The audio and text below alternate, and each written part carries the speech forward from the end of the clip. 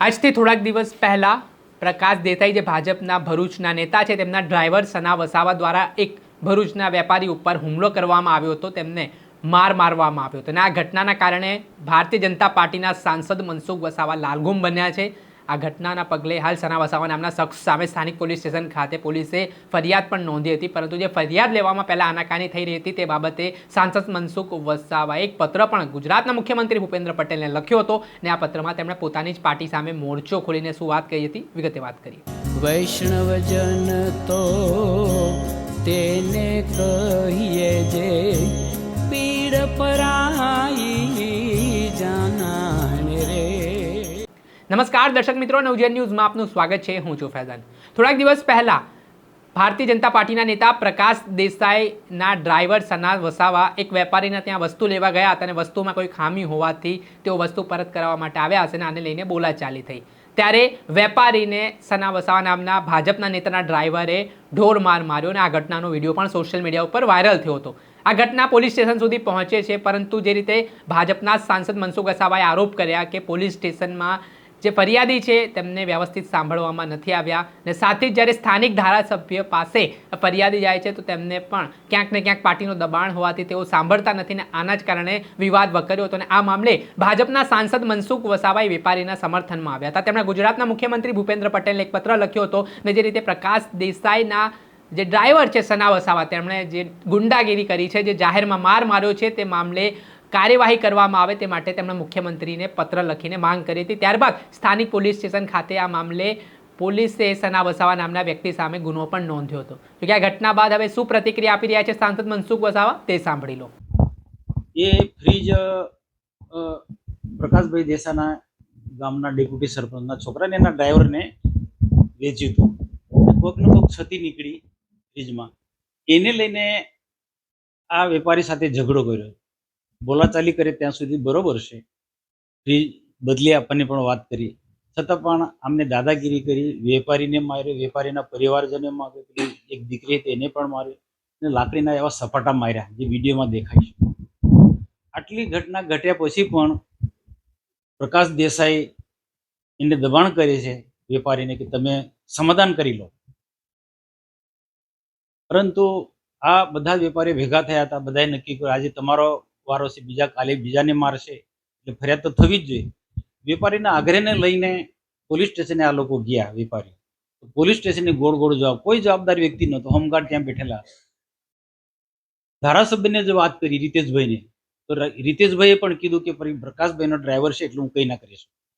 પછી આખરે બધા વેપારીઓ ભેગા થઈને, હું તો દિલ્હી હતો, મને દિલ્હી ફોન કર્યો અને મને કીધું કે મનસુખભાઈ આવી ઘટના ઘટી છે, પ્રકાશભાઈનો દબાણ છે, ધારાસભ્ય ધ્યાન આપતા નથી અને વેપારીઓ વર્ષોથી ભાજપ વિચારધારા સાથે માને છે, વર્ષોથી અમે તમારી સાથે છે અને અમારા વેપારીઓ પર આ રીતના ભાજપ સરકારના માણસો આ રીતના અમારા પરિવારને વેપારીને મારે તો આવનારા દિવસો અમારે કઈ રીતના વેપાર ઉદ્યોગ કરવો। આ બાબતની મુકેશભાઈ શાહ કે જે બહુ વર્ષોથી એને હું પણ ઓળખું છું, તો એને રડતા જ એને આ પ્રકારની વાત કરી। મેં તરત જ પીઆઈની વાત કરી હતી, પીઆઈએ પણ મને જે તે સમય ગોળ ગોળ વાત, હું તપાસ કરું, આ કરું। બીજા દિવસે ફરિયાદ ન નોંધાતા મેં મુખ્યમંત્રી ભૂપેન્દ્રભાઈ પટેલ સાહેબને પત્ર લખ્યો અને મુખ્યમંત્રી ભૂપેન્દ્રભાઈ પટેલ સાહેબને પત્ર લખતાની સાથે જ તાત્કાલિકથી એ જે મારનાર વ્યક્તિ હતો વસાવા, સરપંચનો છોકરો પ્રકાશભાઈનો ડ્રાઈવર, એને પોલીસે ધરપકડ કરી ત્યાર પછી જામીન પર છૂટ્યા। પ્રશ્ન એ છે કે આજે ભારતીય જનતા પાર્ટી ભય ભૂખ ને ભ્રષ્ટાચાર મુક્ત નો આખો અભિયાન અમારી સરકાર ચલાવે છે, ત્યારે ભાજપના જ સાથે જોડાયેલા કેટલાક આવા ડ્રાઈવર લોકો આ કૃત્ય કરે તો એ કોઈ પણ સંજોગોમાં ના ચલાવી લેવાય। આ પ્રકાશભાઈ દેસાઈ તથા રીતેશભાઈ વસાવા ધારાસભ્ય એ બીટીપીમાં હતા, એ બીટીપીમાં હતા ત્યારે પણ આ જ પ્રકારનું કાર્ય કરતા હતા, લોકોને બીવડાવવાનું, રંજાડવાનું, રેત માફિયા સાથે જોડાવાનું। આજે એમને